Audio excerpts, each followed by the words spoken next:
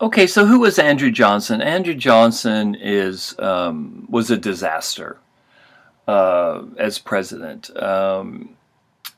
He was racist. We know he used the N word in the White House and talking to African Americans. He was a guy. He was from Tennessee.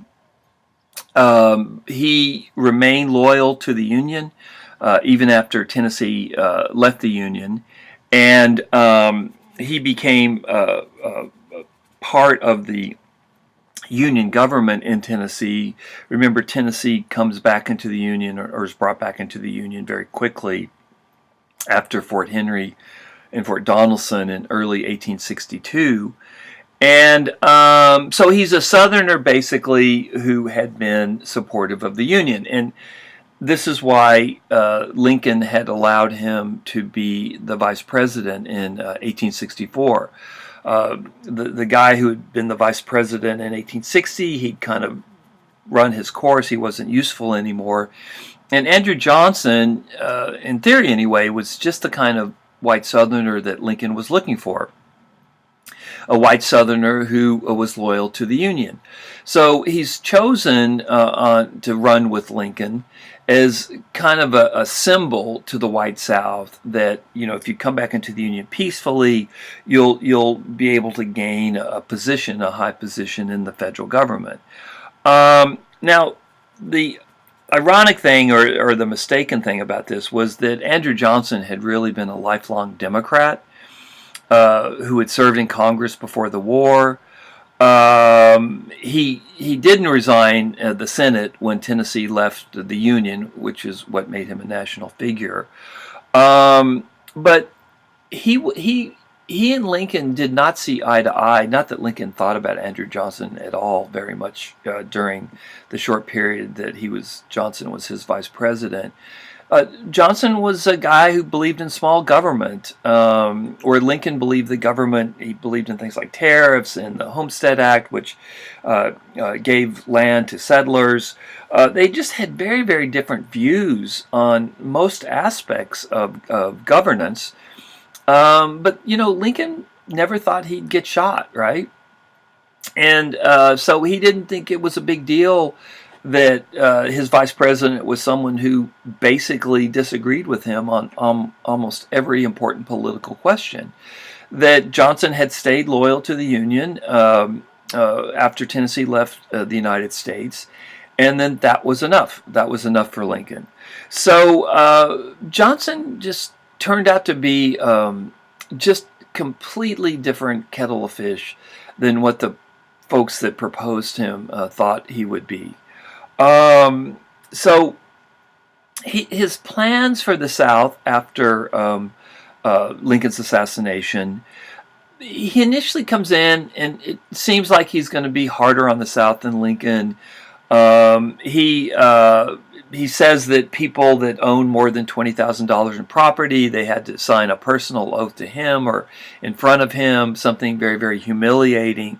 But ultimately, what Johnson does very, very quickly, he turns out to align himself with the white South, with the Confederacy that has just been defeated. Now, why does he do this?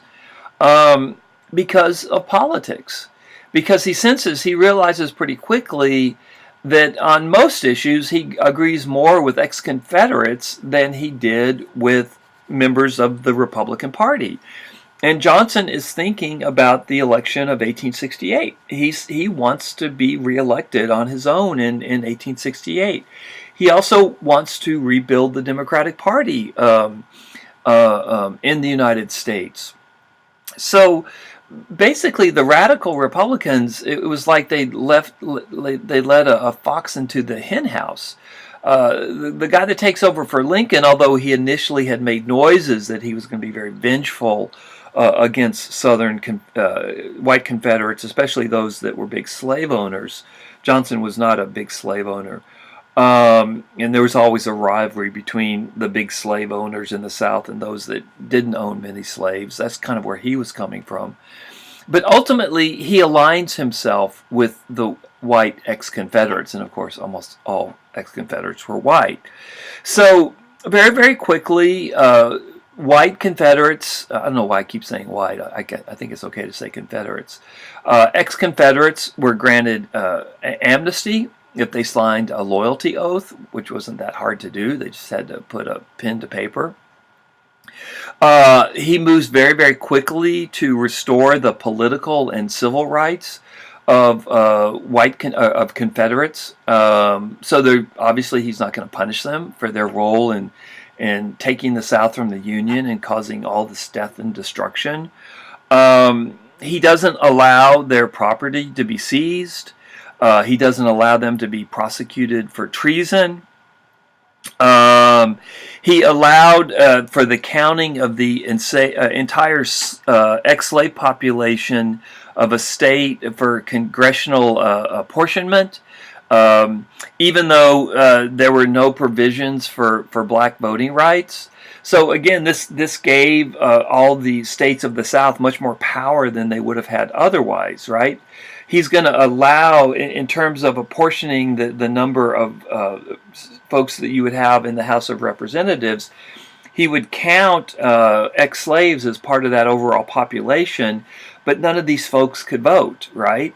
And so he's giving white ex-Confederates in the South, he's giving them more power on the national level than they deserved, because there's a whole area, there's a whole population in places like South Carolina, for instance. There were more African Americans than there were whites. So he doubles the apportionment of South Carolina, for instance, and the number of folks that it can send up to the House of Representatives. Very, very quickly, Johnson is just handing out pardons to wealthy Southerners like bubblegum. And what happens is that the ex-Confederates in the post-Civil War period very, very quickly regain control over the Confederate states that they had controlled up until the Civil War and during the Civil War. Under Andrew Johnson, I'm talking about the summer of 1865, and let me warn you now, I'm talking about very short, things change very, very quickly in a very short period of time. So just be aware of that in these Reconstruction lectures. It's very dense history in that a lot of events occur in a short period of time. So under Andrew Johnson, he believed that the southern states had never given up the rights to govern themselves, and that the federal government had no right to determine voting requirements or any other questions on the state level, which meant that there would be no punishment in terms of taking away the vote from ex-Confederates. Under Andrew Johnson, all the land that had been confiscated by the Union Army and distributed to freed slaves was reverted to its pre-war owners. And I'm going to talk about that particular aspect of Johnson's policy in the next podcast.